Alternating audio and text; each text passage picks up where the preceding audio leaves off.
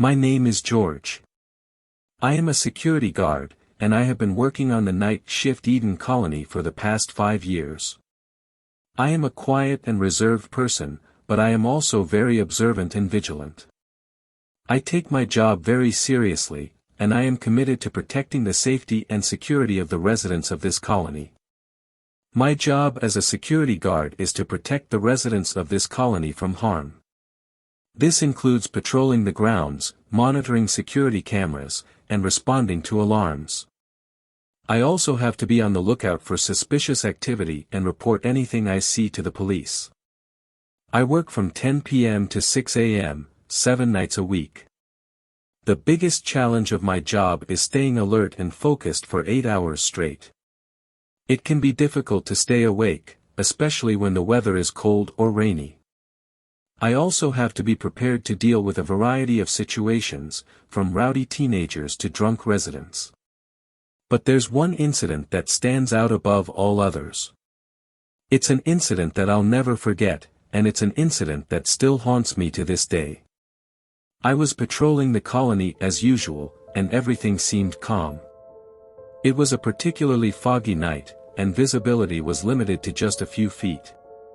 As I made my rounds, I suddenly noticed a faint, eerie sound echoing through the mist.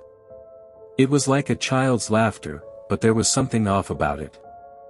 I paused, my expression growing more serious as I continued the tale. I followed the sound, my footsteps echoing eerily in the dense fog. As I got closer, the laughter seemed to grow louder and more distinct, but there was still something unsettling about it. It wasn't the joyful laughter of a child playing, it was something more sinister. I took a deep breath, clearly reliving the experience. I turned a corner and saw something that sent shivers down my spine. In the dim light, I saw a shadowy figure, just a silhouette in the fog, standing by a swing set. It was swaying back and forth, just like it did in my previous story, but this time, there was no doll. Instead, I saw a child, or at least what appeared to be a child, swinging. But the way it moved was all wrong. Its limbs seemed too long and twisted, and its laughter was now a haunting, high-pitched giggle. My voice quivered slightly as I continued. I approached cautiously, calling out, "Hey, is everything okay?" But there was no response. The figure continued to swing, oblivious to my presence.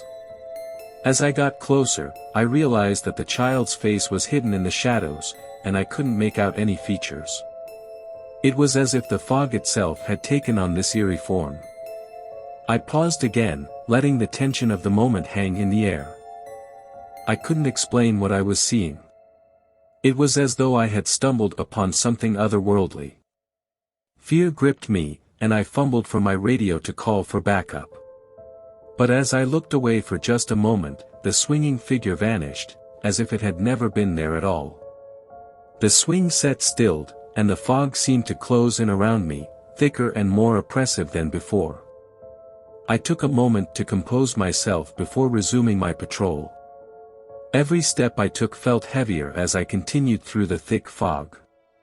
The memory of that mysterious encounter lingered in my mind like a dark shadow. As I moved further into the colony, the fog seemed to grow even denser, reducing my visibility to nearly zero. My flashlight beam struggled to pierce the swirling mist, casting eerie, shifting shadows that played tricks on my mind. The night had taken on an oppressive atmosphere, and I couldn't shake the feeling that I was being watched. I made my way towards the colony's central park, a usually peaceful and well-lit area. But that night, it had transformed into something out of a nightmare. The park's playground equipment stood silent and foreboding in the fog, and the swings were swaying gently, just as I had seen earlier. I approached cautiously, my heart pounding in my chest. This couldn't be a coincidence. I knew I had to investigate. As I got closer, I heard a faint, eerie melody, like a music box playing from somewhere within the fog. It sent chills down my spine. The source of the music eluded me. It seemed to come from all directions, echoing through the park. I scanned the area with my flashlight, and that's when I saw her, a little girl, no older than 7 or 8, standing near the swings. My voice trembled as I called out, "Hey, are you lost? Where are your parents?" There was no response from the child. She just stood there, her back turned to me, her silhouette barely visible in the thick mist. I took a step closer, and that's when I noticed something that made my blood run cold. The little girl's feet weren't touching the ground. She was hovering just inches above it, her legs dangling eerily. My heart raced as I backed away slowly, my flashlight trembling in my hand. The music grew louder, more haunting, as if it was coming from the child herself. I fumbled for my radio to call for backup, but when I looked up again, the child had turned to face me. Her eyes were hollow voids, devoid of any emotion or humanity. She opened her mouth, and a chilling whisper escaped her lips, a whisper that seemed to come from the depths of despair. "Help me." I stumbled backward, fear coursing through every fiber of my being. The fog swirled around her, obscuring her form, and the music box melody reached a crescendo, a cacophony of sorrow.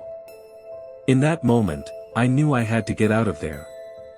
I turned and ran, my footsteps echoing in the fog, the haunting image of the child forever etched in my mind.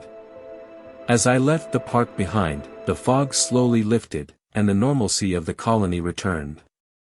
I never spoke of that night to anyone, for fear that they would think I was losing my mind.